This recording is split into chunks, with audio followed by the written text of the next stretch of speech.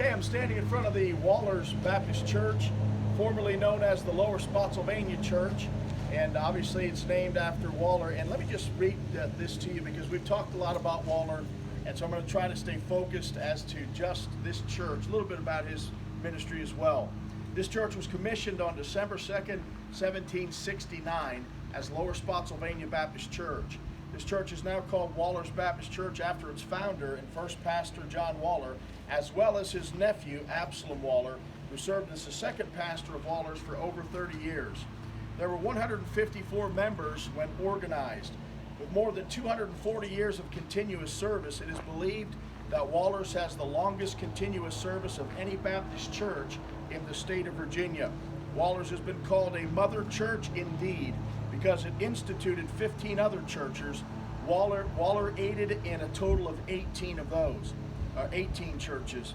Waller's has been called the mother of preachers because of the many preachers that arose from the ministry of this church. It was said that at one time this church had 500 members and was in a continuous state of revival. And that would have been the time when Samuel Harris was traveling through here quite frequently. Open air meetings and camp meetings were very common.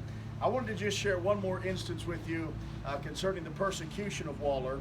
Another time while he was preaching, a huge fellow pulled him down and dragged him about by his hair. A second, as stout as the first, ran to rescue Waller.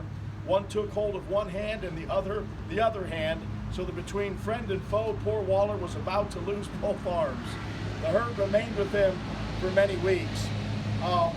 There's a nice plaque on the front wall of this church. And again, this is kind of on the central part of what we're calling Samuel Harris Lane.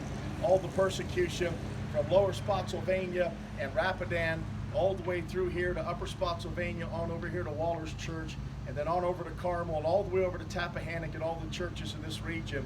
And so this is just another wonderful stop here, just north and west of Ruther Glen, where Carmel Church is, and probably about 30 miles north and west of Richmond is where this place is situated on Partlow Road.